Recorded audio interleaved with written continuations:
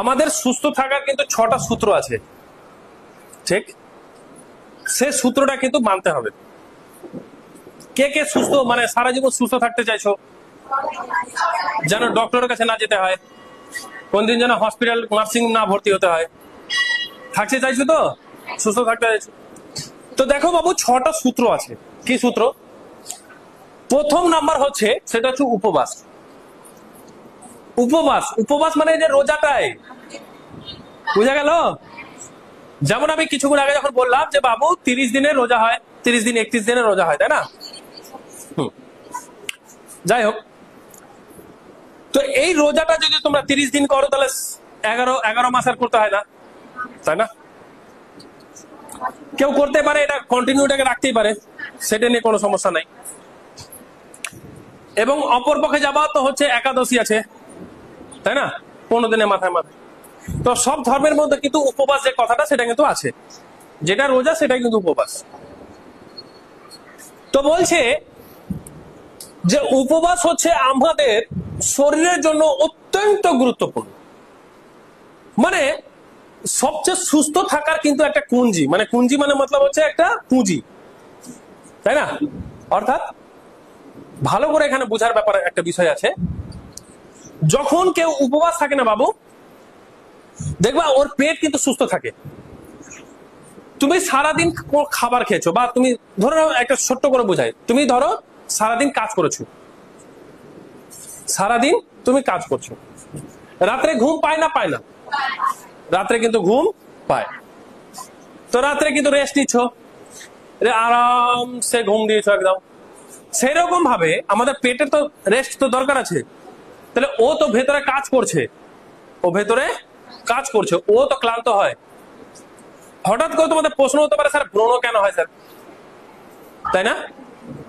তো পেটের যদি হজম শক্তি যদি বেড়ে যায়, তাহলে যে কোনো খাবার হজম করতে পারবে, ঠিক? হজম করতে পারবে না? পারবে না? তো সেই জন্য যে উপবাসের যে বিষয়টা সেটা কিন্তু আছে। উপবাস করবা না, তোমার ব্রণ হবে না, তোমার পেট খারাপ হবে না, স্কিন ডিজিজ হবে, চর্মরোগ 99.9% চলে যাবে, 100% চলে যাবে। এই উপবাস যারা করে তাদের কিন্তু এই চর্মরোগ বেগারা কিন্তু হয় না, বুঝা গেছে? এবং তারা সারা জীবন কিন্তু সুস্থ থাকে। তো সেই কথাই যখন আমি বুঝাচ্ছিলাম যে যখন আমরা উপবাস থাকবো, পেট কিন্তু ও কি করবে, ও কিন্তু রিপেয়ারিং করে। রিপেয়ারিং বুঝতে পেরেছো?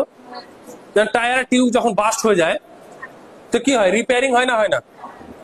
তখন গিয়ে ওকে খুলবে, পটি লাগাবে, কি করবে, তারপরে দিবে। সেরকম ভাবে ও কিন্তু ক্ষত বিক্ষত যে জায়গা সেটা কিন্তু রিপেয়ারিং করতে থাকে।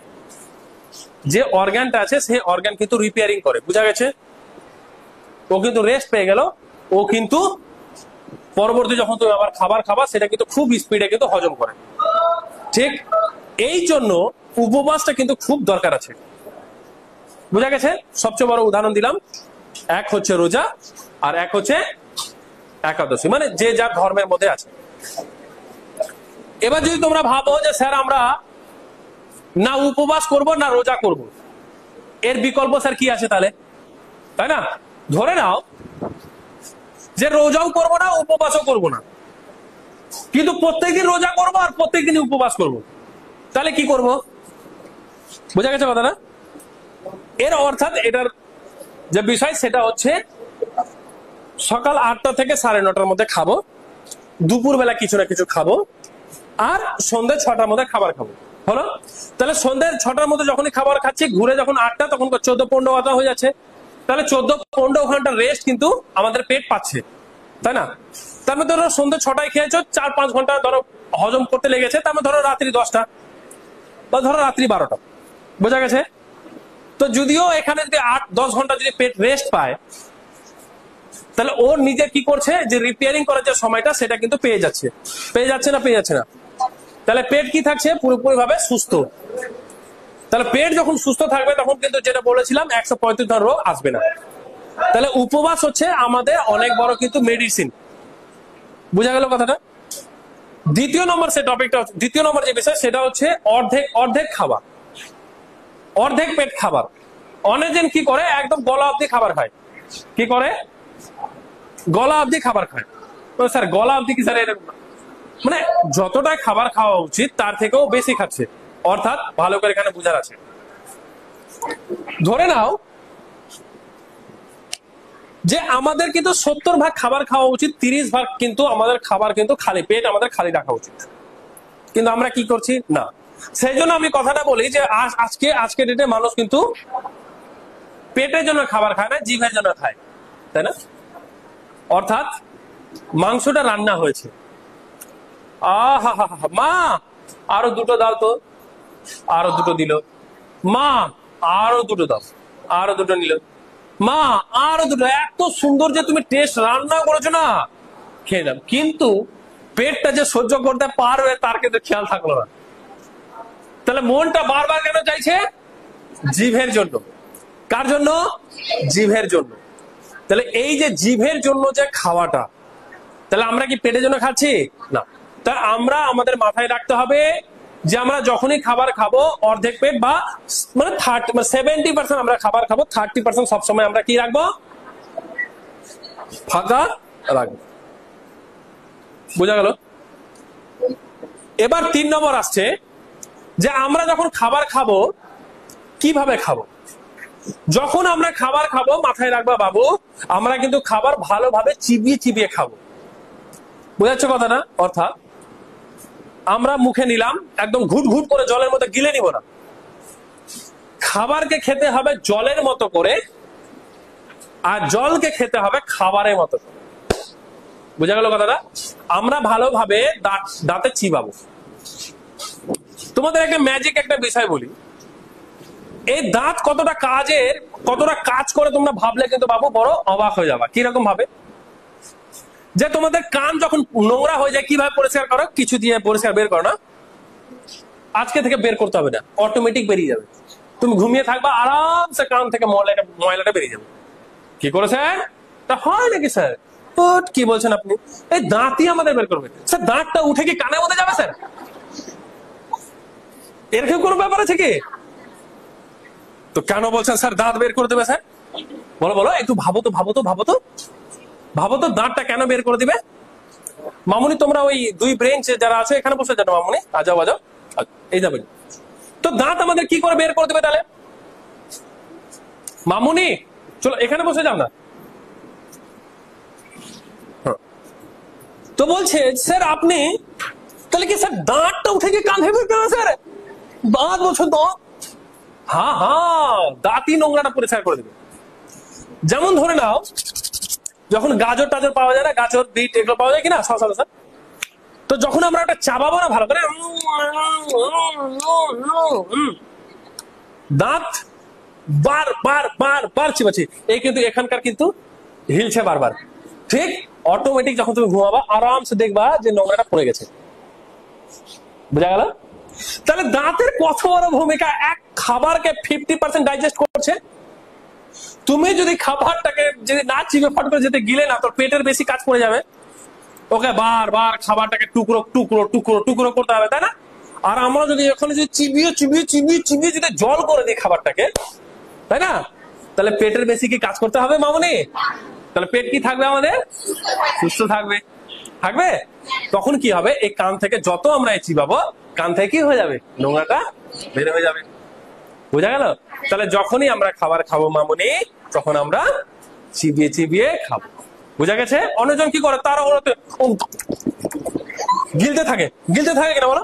স্কুল আসার সময় গিলেলাম না, কিন্তু না, মাথায় একটা জিনিস রাখবা, তোমার সময় কাউকে দিবা না। যে নিজের সময় কাউকে দিয়ে দেয় সে শেষে গিয়ে পস্তায়। বুঝা গেছে? নিজের সময় কাউকেই দিবা না। বুঝা গেছে মামুনিরা? বুঝাতে এটা চাইলাম, সময় যদি দিতে হয় তো নিজের উপরে দাও। বুঝা গেছে? নিজের উপর দাও, আরামসে তুমি বসো, আরামসে তুমি খাও। বুঝা গেছে? কিভাবে খাবা? বাবুর মতো বসে মানে বুঝতে পারলা? বাবুর মতো বসে যাও, মানে ডাইনিং টেবিল খেতে হবে। যদি ডাইনিং টেবিল খেতে যদি হয় তো চেয়ারে পা তুলে কিন্তু খাও বাবুর মতো। আর নিচে বসে খাও। আমি নিচে বসে খাই বাবু, আমি চেয়ারে বসি না, চেয়ারে বসে খাই না। আর যদি কোনো কারণে কোথাও গেলাম খেতে, তাহলে চেয়ারের উপর পা উঠিয়ে বসে খাই। অনেকজন বলে কি বাপরে মডার্ন না, এই তো কোন পুরানো যুগের লোক রে ভাই, আমাকে বলে ভালো কথা ভালো কথা, যেদিন অসুস্থ হবা বিছানাতে পড়ে থাকবা সেদিন বলবো যে হ্যাঁ এটা যেন হয়েছিল, বুঝা যাচ্ছে? তা বাবুর মতো বসে আরামসে খাবা, ধীরে ধীরে চিবিয়ে চিবিয়ে খাবা। ঠিক।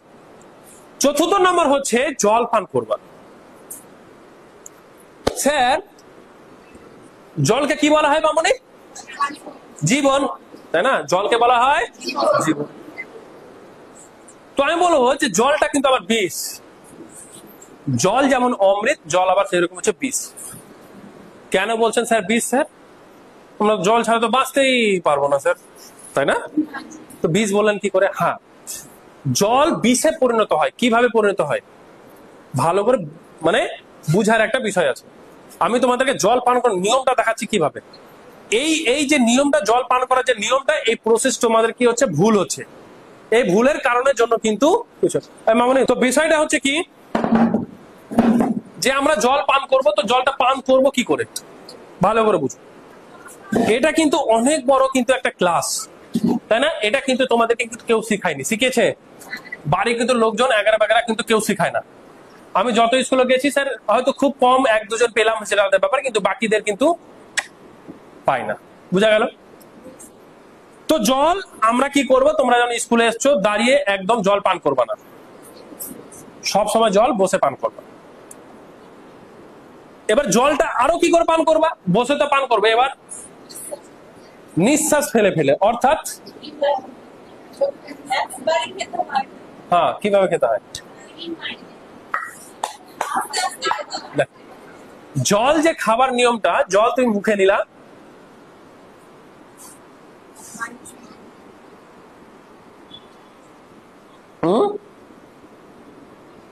এভাবে নিও। অর্থাৎ আমাদের যে এই যে মুখে যে লালাটা আছে না, লালা গ্রন্থি, ওখান থেকে লালা কিন্তু সবসময় বেরোয়, বুঝা যাচ্ছে?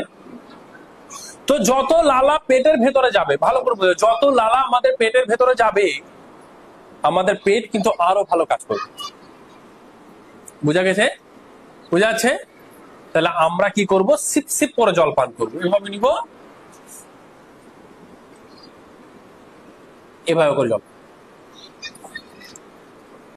তো এই বোতল কিন্তু আমি সব জায়গায় কিন্তু নিয়ে যাই, কোথাও যদি ভুলে যাই তখন আলাদা ব্যাপার, কিন্তু জল আমি কিন্তু নিয়ে যাই, কারণ আমি এই বোতলে জল খাই বাড়িতে, আর কাঁচের গ্লাসে।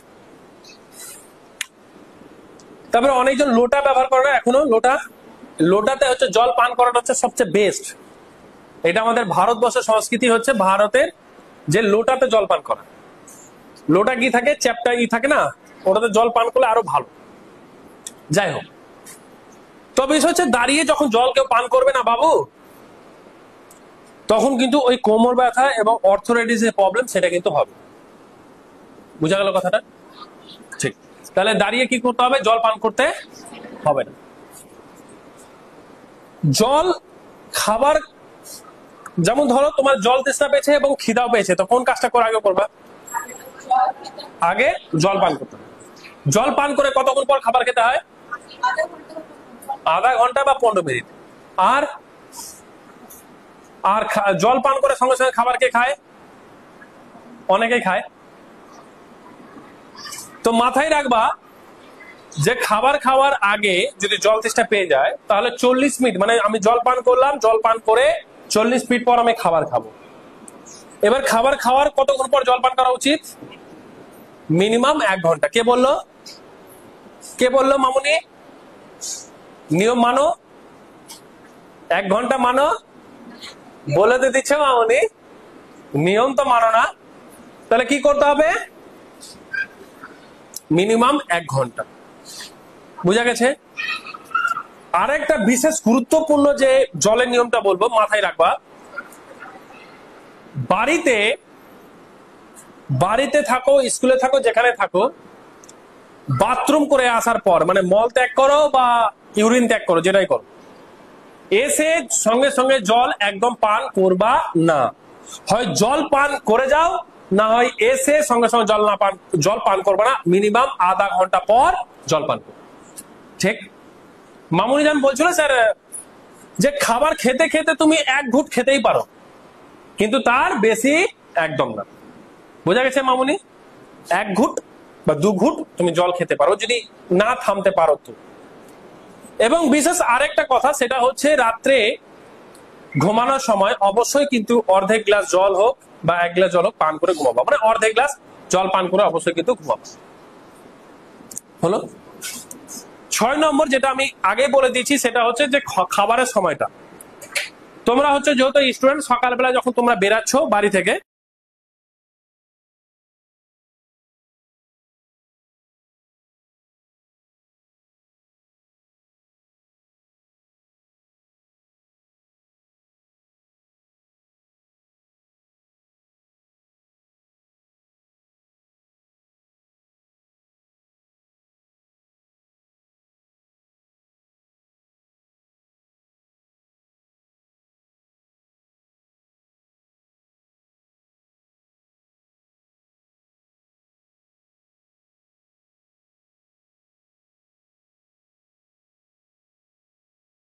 সকালে কিন্তু অনেক দীর্ঘ সময় ধরে কিন্তু মানে গ্যাপ থাকবে না। ভালো করে বুঝবা যে আমি 8টা থেকে 9:30 মধ্যে খেতে বললাম, কেউ 12টায় গিয়ে খাচ্ছ, সকালে কিছুই খাওনি, আর এটা যদি কন্টিনিউ চলতে থাকে, তাহলে কিন্তু আলসার, পোস্টিক আলসার হয়ে যাবে। মাথায় থাকবে কি বললাম মামনি? কেন হবে আলসার, পোস্টিক আলসার কেন হবে বলো? কেন গল্প করছিলা? কেন গল্প করছিলাম বলো? প্রবলেম হচ্ছে তো আমাকে বলো না। আমি কি রোজ আসবো এখানে? রোজ আসবো কি? তো বিষয়টা তো এই যে গ্যাপটা, সেই গ্যাপটা কিন্তু বেশিক্ষণ রাখবা না। এতে কি হবে? আলসার, পোস্টিক আলসার হয়ে যাবে, পেটের আরো সমস্যা হয়ে যাবে। খিদা পেয়েছে তুমি খাচ্ছ না, এটা কিন্তু কি হয়ে যাবে? মারাত্মক একটা ক্ষতি হয়ে যাবে। বুঝা গেছে মামুনিরা? ঠিক। এবার